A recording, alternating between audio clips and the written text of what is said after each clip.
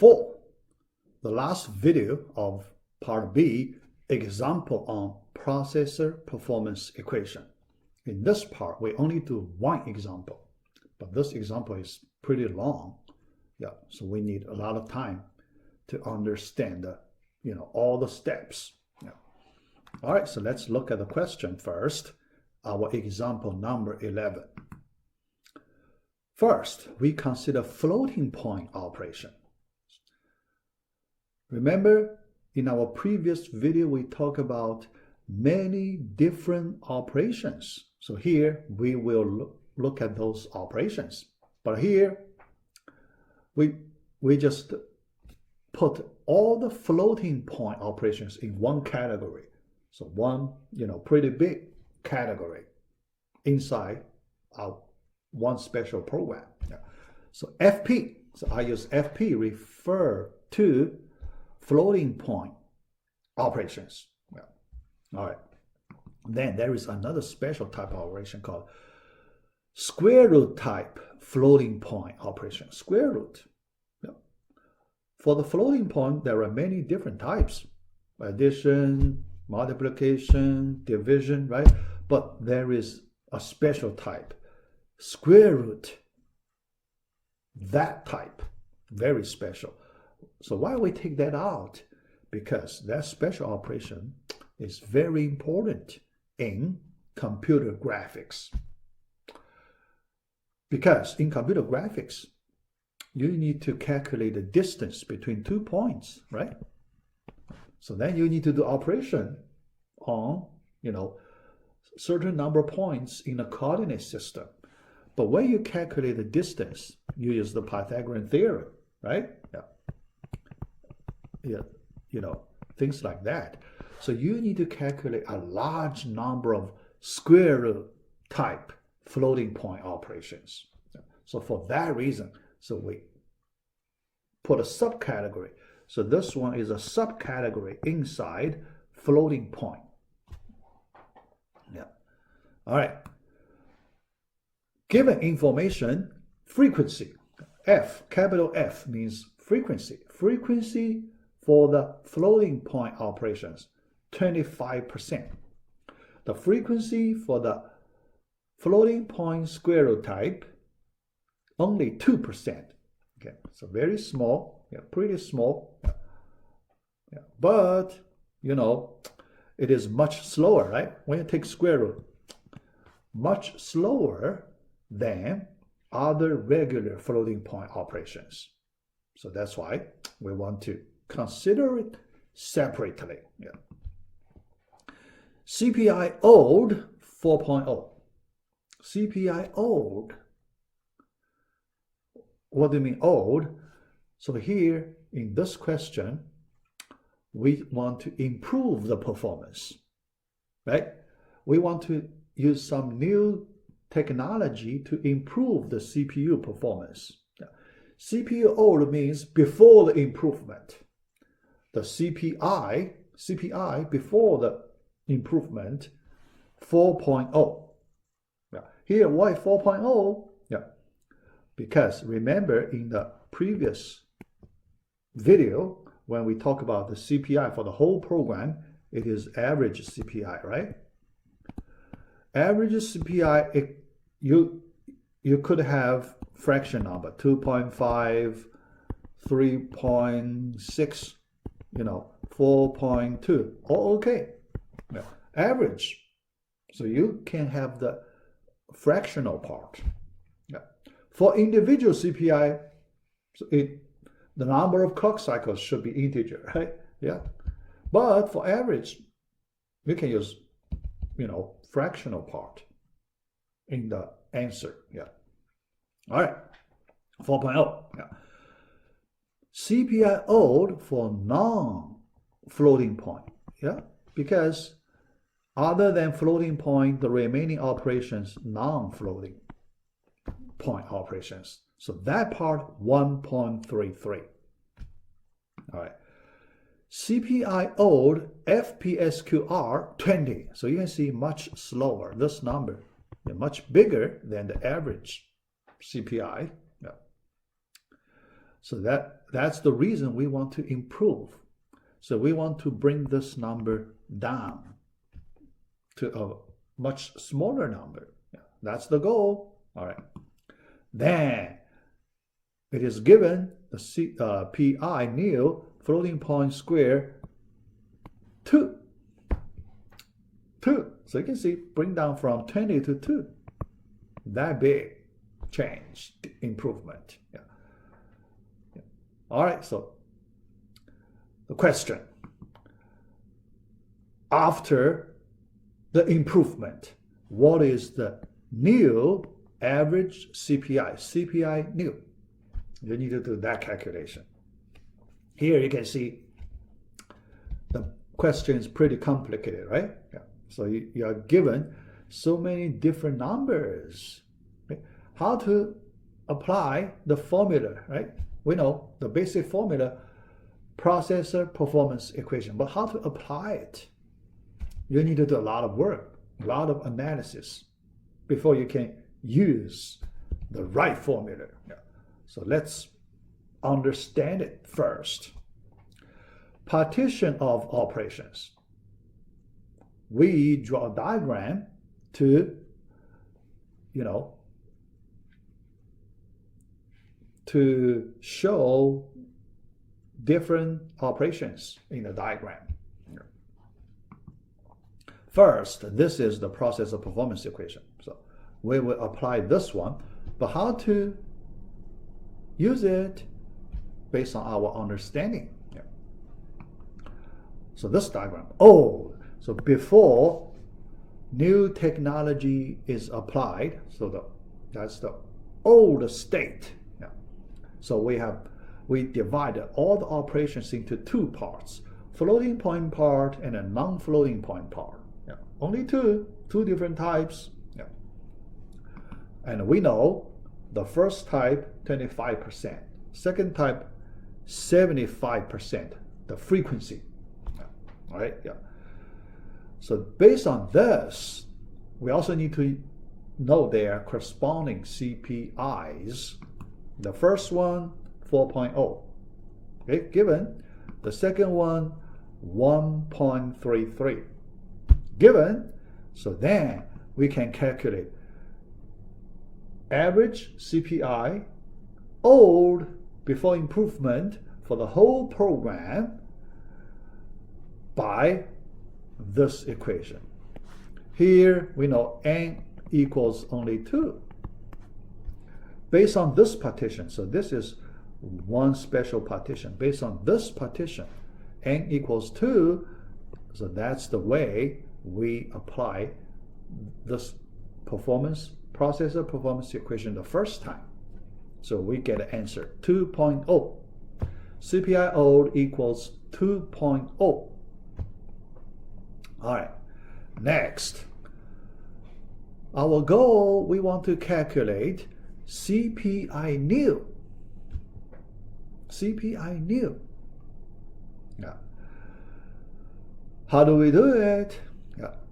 So here, we expect the answer is different from the old one, should be improved. Why should be improved? Because part of the FP, part of the FP, specifically FP SQR, that part is improved, right? Improved. Now we need to factor in the improvement and apply processor performance equation another time so we can get new answer. Yeah. All right, so let's do the second part. All right.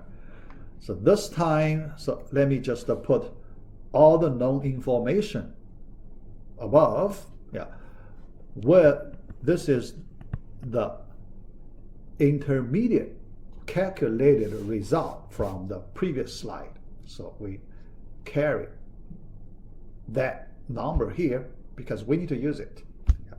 So let us put there.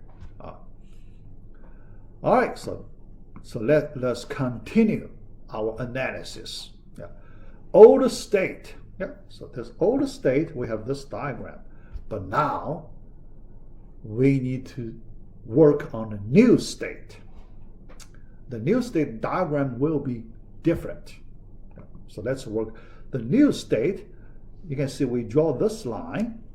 So this line, do some further division on the FP operations, floating point operations. We want to divide the floating point operation into two parts. Now, the first part, 2%. So that's for the FPSQR operations. The second part, 23%, total 25%, the complementary part, non-FPSQR within FP. So here the notation is pretty hard. Okay, non-FPSQR, but inside FP operations. All right, so after we make this new division, then we have a new partition, right? New partition for the new state. For this new state. Then we apply processor performance equation. So you can see the first time still on the CPI old, but based on the new partition. There is a new partition. So look at the bottom part. So the new partition.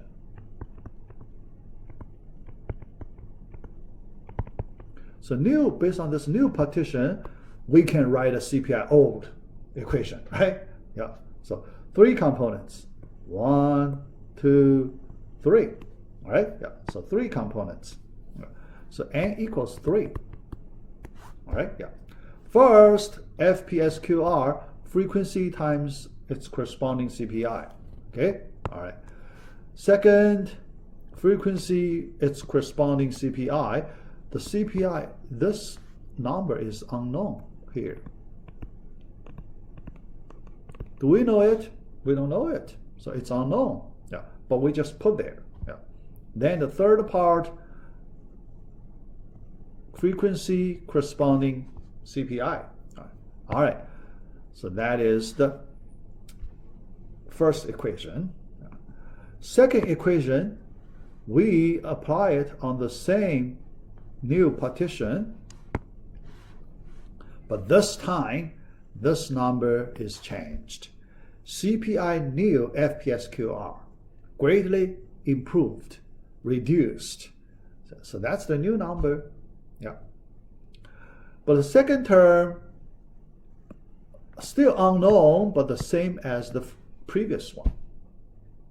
The same as the previous one. Okay? All right. So we have these 2 equations. Now we will do subtraction. Why we do subtraction? The reason is when we do subtraction, these 2 unknown terms cancel out. We don't know its number, but we don't need it. We can cancel it out. Then we never need to use it. So the result, the third term canceled. Same number, so we, after subtraction, canceled. Then the second term also canceled after subtraction. So you can see the result equation is very simple. CPI old minus CPI new equals 2% common factor times the difference of CPI FPSQR old minus CPI FPI new. Now we are ready to calculate the final answer. So CPI new equals CPI old minus that number. All the numbers here are known, so we can make our final calculation and get the answer.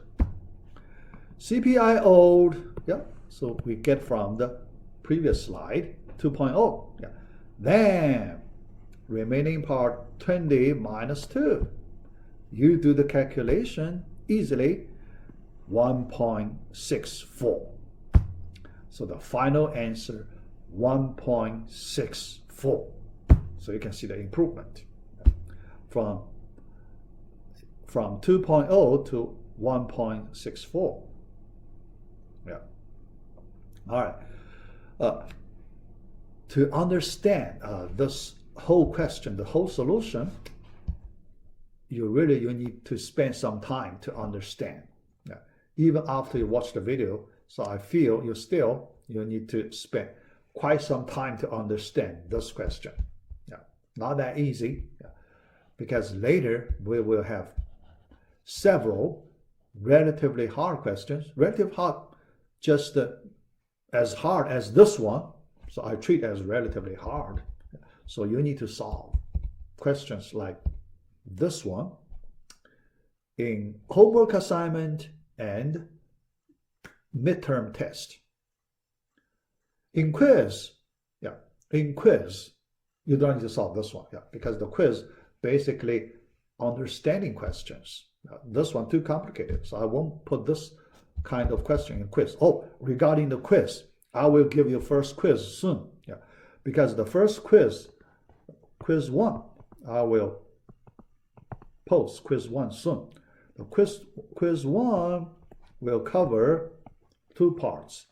First part, module 1.